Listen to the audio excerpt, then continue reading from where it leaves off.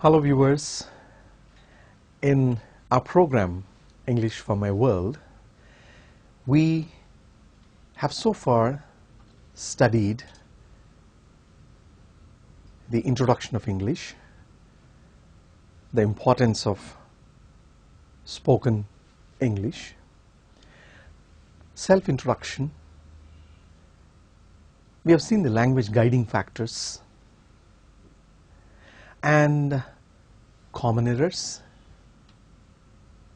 In addition to that, we have also seen some of the important activities, such as where do we use the daily routine keywords such as everyday, daily, usually, generally, all that. We have also seen what sort of keywords are used in sentences for past tense: yesterday, day before yesterday, week before last, month before last. The common error that is committed in past tense when we mention time is, especially the students from vernacular medium or regional medium background, they say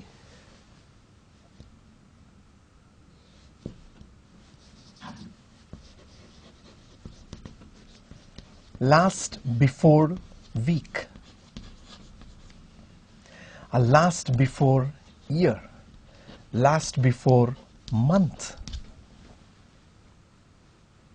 to refer to the week that is before the last week, or to refer, for example, this year it is 2017. If we are referring to the year 2015, how do we say that? Is it last before year or year before last? It is year before last. It is not last before year. Year before last. For example, this month is August. If I am referring to the past month, that is June, how do I say? Do I say last before month or month before last? It has to be month before last. Similarly, week before last. So this expression needs to be practiced carefully while speaking or even while writing. Okay, fine. Now that we have seen the present tense and past tense forms of sentences, let us look at some of the future course of actions. Now let us look at the same example, Dhoni playing cricket, in terms of future. Well, the positive sentence here will be Dhoni will play cricket tomorrow. It's rigorous drilling to help you frame sentences, construct sentences without mistakes, confidently and fluently. So Dhoni will play cricket tomorrow is the positive sentence. The negative of this sentence will be Dhoni will not play cricket tomorrow. Now, if I have to frame questions, contractual short questions on these two sentences, the question will have to be Dhoni will play cricket tomorrow. The contractual question here will be won't Dhoni, ending with a question mark. So the shortcut form of won't here is nothing but will not Dhoni play cricket tomorrow? maybe in a match, in a one-day match. Now, when it comes to Dhoni will not play cricket tomorrow, if I have to frame a question on this negative sentence, the question will be, will Dhoni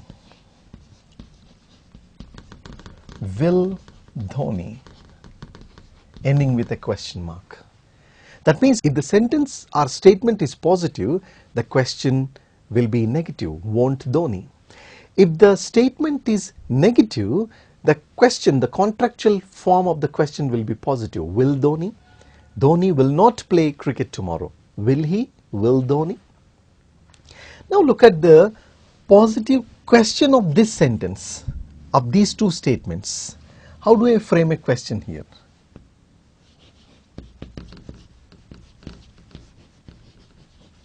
Will Dhoni play cricket tomorrow? Will he play cricket tomorrow? Ending with a question mark. This question is nothing but a full form of this contractual question, shortcut question. Now the last one,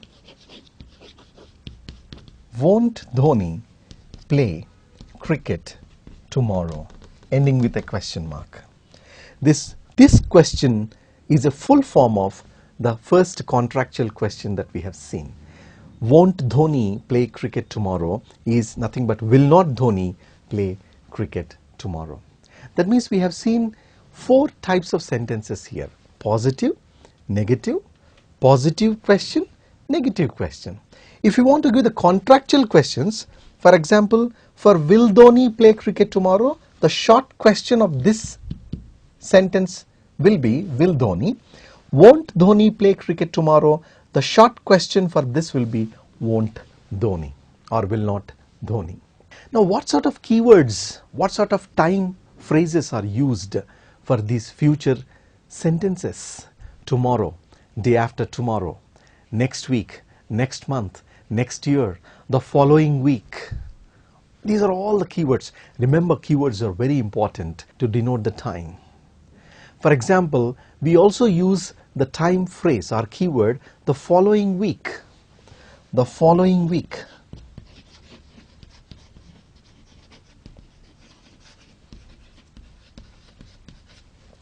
Similarly, the following year, the following month. So what are the meanings of these three phrases or expressions that are used to denote the future time? When I say the following week, the week that follows this week. When I say the following year, for example, this year is 2017. The following year will be 2018. When I say the following month, this month is August. So the following month will be September. September. So these are the time words, these are the key words that are used to denote the future time. I hope you're all following. Yes. Now I'm going to change these sentences into passive form. Passive form. Passive form, subject becomes object, object becomes subject, and there is a change in the verb. Let us see what happens when these four sentences are changed into passive form. When we do the examples on the board, you will understand it in a better way, in a better fashion. Observe, let us now appreciate the way these sentences are changed into passive form. The first one, the sentence that I wrote was, Dhoni will play cricket tomorrow. What happens when it is changed into a passive sentence? It is, cricket will be played by Dhoni tomorrow. Cricket will be played by Dhoni tomorrow. Positive statement. The negative of that,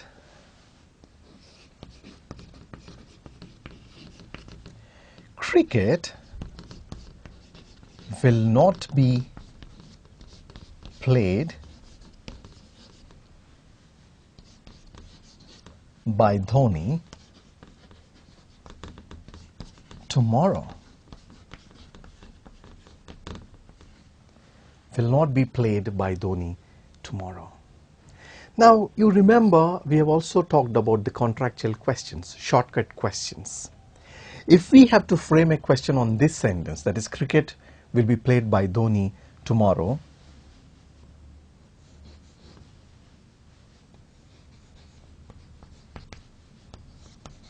won't cricket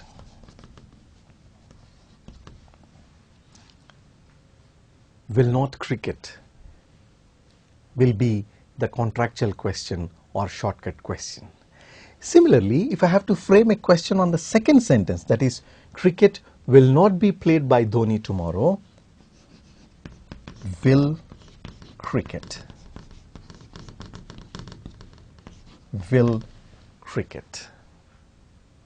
That means I need not say the entire question form of it. I can simply ask the question in a shortcut way, in a contractual way, that is, won't cricket and will cricket. Now let us see the full form of these two questions. For example, cricket will not be played by Dhoni tomorrow. Will cricket be played by Dhoni tomorrow? Ending with a question mark. Now this question is nothing but the full form of the second contractual question that we have seen. This is the same thing. Will cricket be played by Dhoni tomorrow? Now the last question is, won't cricket be played by Dhoni tomorrow, ending with a question mark. So this won't cricket be played by Dhoni tomorrow is a full form of the question, shortcut question, won't cricket, that we have mentioned in the beginning. That means we have looked at the positive statement, negative statement, positive question and negative question. As I told you, this is a rigorous writing generating drill or speech generating drill. We can practice the same example with different personal pronouns, different kinds of personal pronouns, such as you can use I, you can use we, you can use you. Under he, we have already used Dhoni's name. So you can take the example of I and practice it on your own. You can take the example of we and practice. You can take the example of you and practice. That helps you, one, frame different kinds of sentences, to learn active-passive difference. What's the difference between active and passive voice? What happens when a sentence is changed from active voice into passive voice? 3, you will learn writing sentences under different kinds of tenses. We began with simple present tense. We have seen simple past. Now we are looking at the future sentences with the same base example, that is Dhoni playing cricket. Right. Now that we have seen all the 3 tenses, let us also look at the structures that are used. For example, if it is simple present,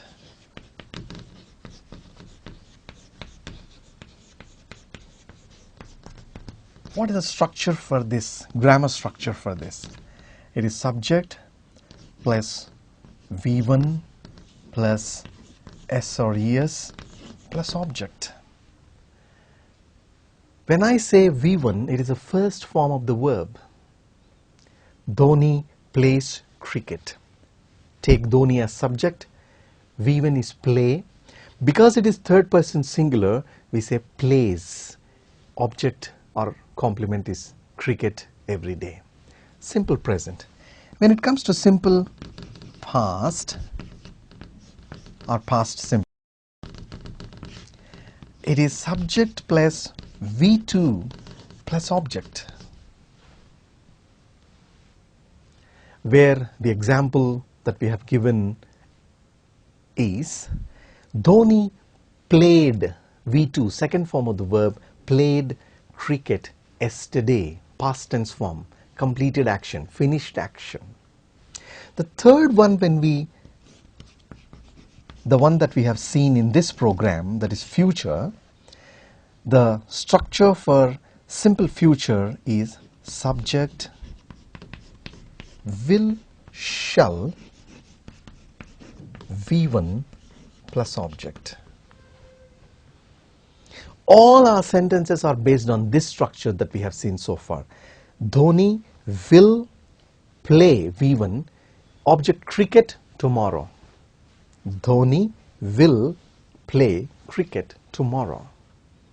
And based on that, we have framed different kinds of sentences. Now that we have seen the three structures for present, past and future, let me also tell you about the passivization, the passive structure that is used when we convert, when we change these sentences from one form to the other, from active to passive form. What happens actually? Let me give a brief idea about it. Now that we have seen different sentences that we changed from active voice into passive voice under different tenses. Here, in the subject verb object structure, under active voice, if it is active voice, the change in the subject will be the subject becomes object and the object becomes subject. The change in the verb will be, it is be plus verb plus ed. This is the change in the verb, and this is the important structure when we change a sentence from active voice to passive voice. Active to passive, this is what happens.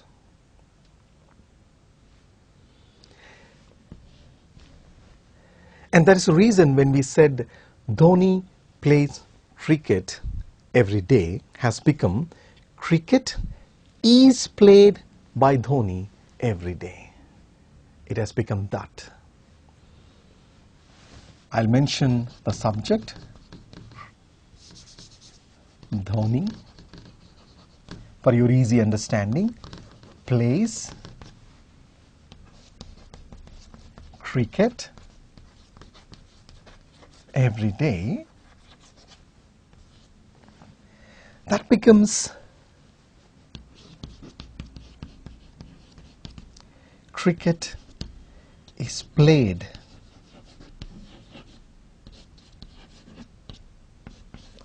by Dhoni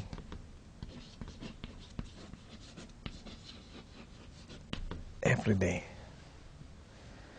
So the subject is becoming object as cricket, and the change in the verb form is we are using a be form verb, that is. V plus ed is nothing but the third form of the verb played. Subject becomes object by Dhoni every day. So this is the grammar structure for the three different tenses as well as the active and passive voice. We need not bother much about the grammar structures, but grammar is equally important. We cannot ignore the structures behind. But by focusing more on grammar, we need not worry much about framing the sentences, constructing the sentences. Be fluent, be confident, be natural in the way you speak. In fact, when we learnt our mother tongue, for example Telugu or Hindi or any other language, we did not bother much about grammar. We just listened to words, phrases, expressions, and we started framing sentences. We started asking questions. We started singing songs. We started listening to songs. We started reading the text. We also started writing the text. So, when we are trying to focus on grammar, it doesn't mean that we need to be much worried about grammar. In fact, for a fluent speaker, grammar is a base. I'm not saying it is not a base, but a fluent speaker must be focusing more on constructing sentences, learning new words, expressing himself confidently, fluently. All of us make mistakes. When we learned speaking or using our mother tongue, we made mistakes. But nevertheless, practice makes you perfect. Practice makes you acquire the skill confidently. And practice makes you perfect and proficient. So listeners, viewers, all of us learn languages in different ways. So do not forget to read more. Do not forget to listen more. What to listen? What to listen? You can listen to your favorite songs. You may listen to your favorite newsreader on television. Watch lots of cartoons to begin with. There are several wonderful cartoon shows. Watch lots of humorous cartoon shows. For example, Mr. Bean. Now, Mr. Bean is an excellent channel, excellent program that teaches you very good English through jokes, through humorous contexts and references, situations.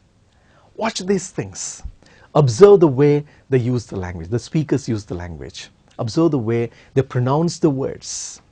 Observe the way they use different kinds of sentences in different contexts. Because by observing, by listening, you can remember. And do not forget, for example, to read your newspaper. What newspaper do you read every day? I read The Hindu every day. So my regular habit of reading a newspaper is, when I take the paper, I look at the combination of different kinds of words. And I immediately make a note of those words in my notebook, so that I can remember the combination and I can use it when I speak. I can use that combination when I write something. It may be a letter. It may be a small note. It may be a message. And try to use standard English. Do not use the substandard kind of language. I never use the word cell phone. I always use the word mobile phone and mobile number. I never use the word cell number. Similarly, I don't use the word dustbin. We better not use the word dustbin. Use the word trash bin. Because in a bin, it can be dust. It can also be any other trash. Similarly, another common mistake that people commit is, if I am living in Hyderabad, I should always say, I live in Hyderabad. People say, I stay in Hyderabad. There is a difference between staying and living. You stay at a place temporarily, but you live at a place permanently. When I live in Hyderabad, I am a resident of Hyderabad. When I go to Mumbai, I stay there for 2 days to attend a training program. After completing the training program, I'll again come back to Hyderabad and I will start living in Hyderabad. So these kinds of nuances, common mistakes, we can overcome these mistakes. We can correct these mistakes by reading more, by listening more, by speaking more, by using the language more. Remember, this language is such a kind of language that you use it or lose it. When you use the language, you will remember the words more. You will gain confidence more, fluency more, and you will become a pleasant speaker for the listener. When you don't use the language, you will forget words. And you will also lose your confidence levels. Imagine you don't use your mother tongue for maybe 1 year or 2 years. There are chances of forgetting some of the words that you know. You might have used the language since your childhood days. For example, you go to America and you start living there. after maybe 5 years or 10 years, imagine you are not using a single word of Telugu and you are using only English in your day-to-day communication. What will happen? There are chances of, I'm not saying you will forget, but there are chances of forgetting some of the words that you use appropriately in appropriate contexts. If your mother tongue is Hindi, imagine you don't use Hindi at all and you are using only English. There are chances of losing your language, maybe the command, maybe the authority over your language. It is your mother tongue. You might have used it since your childhood days, but when you don't use the language, there are chances of searching for the right word in the right place. You know, the fillers that people use, because they try to recall the word, the right word to be used in the right place. So let us not be those kind of language users. Let us be proficient language users. So use standard expressions and phrases. Use language consistently and constantly, and practice it regularly for confidence, for fluency, for authority and command. I can assure you, you can become an excellent language user. Good luck. Thank you for watching our program.